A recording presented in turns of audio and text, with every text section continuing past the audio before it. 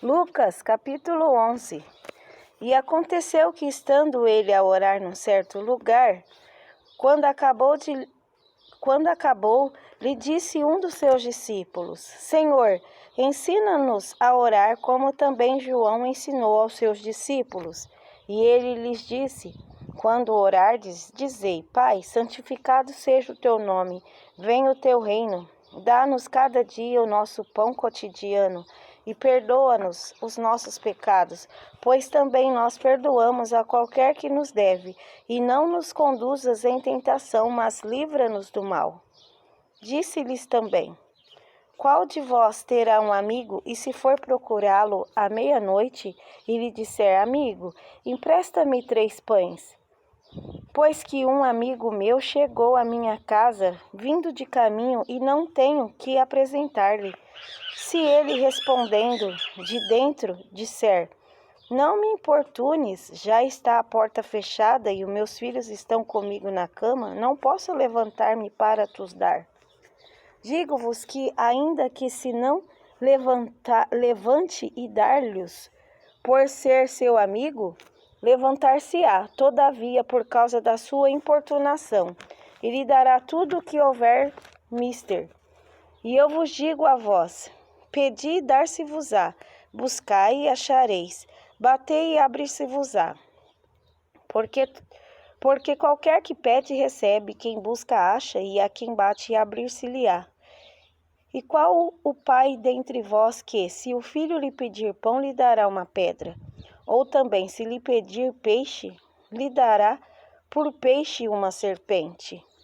Ou também, se lhe pedir um ovo, lhe dará um escorpião? Pois se vós, sendo maus, sabeis dar boas dádivas aos vossos filhos, quanto mais dará o Pai Celestial, o Espírito Santo, àqueles que lhe pedirem. E estava ele expulsando um demônio, o qual era mudo. E aconteceu que, saindo o demônio, o mudo falou, e maravilhou-se a multidão. Mas alguns deles diziam: Ele expulsa os demônios por Beelzebu, príncipe dos demônios. E outros, tentando, pediam-lhe um sinal do céu. Mas, conhecendo ele os seus pensamentos, disse-lhes: Todo reino dividido contra si mesmo será assolado, e a casa dividida contra si mesma cairá. E se também Satanás está dividido contra si mesmo, como subsistirá o seu reino? Pois dizeis que eu expulso os demônios por Beelzebu. E se eu expulso os demônios por Beelzebu, por quem os expulso vossos filhos? Eles, pois, serão os vossos juízes. Mas se eu expulso os demônios pelo dedo de Deus, certamente a vós é chegado o reino de Deus. Quando o valente guarda armado a sua casa e em segurança está tudo quanto tem, mas sobrevindo outro mais valente do que ele,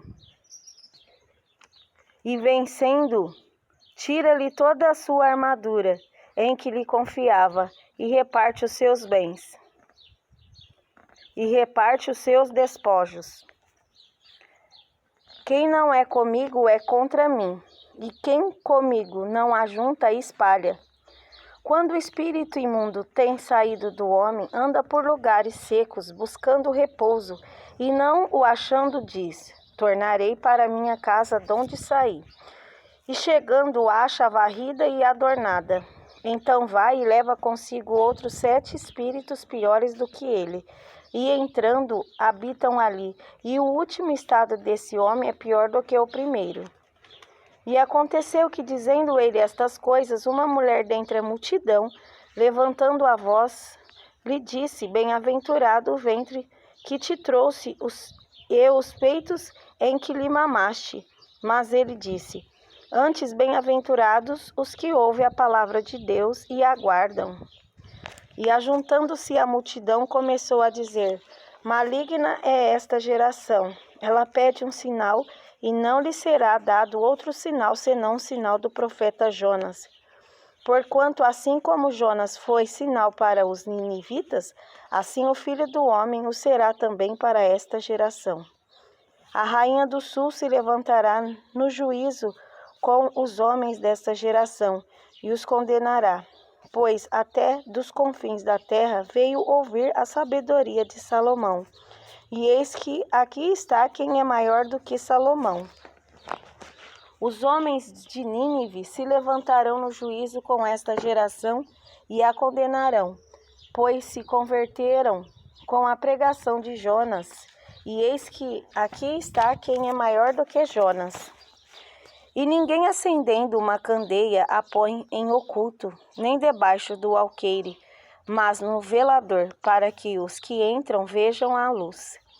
A candeia do corpo é o olho. Sendo, pois, o teu olho simples, também todo o teu corpo será luminoso. Mas se for mau, também o teu corpo será tenebroso. Vê, pois, que a luz que em ti há não sejam trevas. Se, pois, todo o teu corpo é luminoso, se não tendo em trevas parte alguma, todo será luminoso, como quando a candeia te alumia com o seu resplendor. E estando ele ainda falando, rogou-lhe um fariseu que fosse jantar com ele. E entrando, assentou-se à mesa.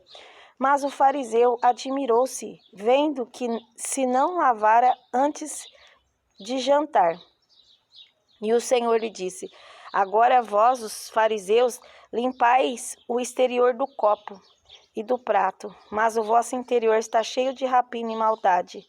Loucos, o que fez o exterior, não fez também o interior? Dai antes esmola do que tiverdes, e eis que tudo vos será limpo.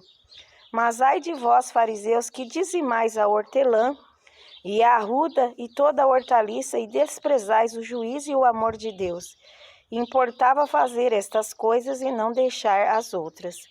Ai de vós, fariseus, que amais os primeiros assentos nas sinagogas e as saudações nas praças. Ai de vós, escribas e fariseus, hipócritas, que sois como as sepulturas que não aparecem, e os homens que sobre elas andam não o sabem. E respondendo um dos doutores da lei, disse-lhe: Mestre, quando dizes isso, também nos afrontas a nós? E ele lhes disse: ai de vós, também doutores da lei, que carregais os homens com cargas difíceis de transportar, e vós mesmo nem ainda com um dos vossos dedos tocais essas cargas. Ai de vós que edificais os sepulcros dos profetas, e vossos pais os mataram. Bem testificais, pois que consentes nas obras de vossos pais, porque eles os mataram, e vós edificais os seus sepulcros. Por isso diz também a sabedoria de Deus: profetas e apóstolos lhes mandarei, e eles matarão uns e perseguirão outros, para que desta geração seja requerido o sangue de todos os profetas que desde a fundação do mundo foi derramado, desde o sangue de Abel até o sangue de Zacarias, que foi morto entre o altar e o templo. Assim vos digo, será requerido desta geração. Ai de vós, doutores da lei, que tiraste a chave da ciência, vós mesmo não entrastes e impedistes os que entravam. E dizendo-lhes ele isto, começaram os escribas e os fariseus a apertá-lo fortemente e a fazê-lo falar acerca de muitas coisas, armando-lhe ciladas, a fim de apanharem da sua boca alguma coisa para o acusarem.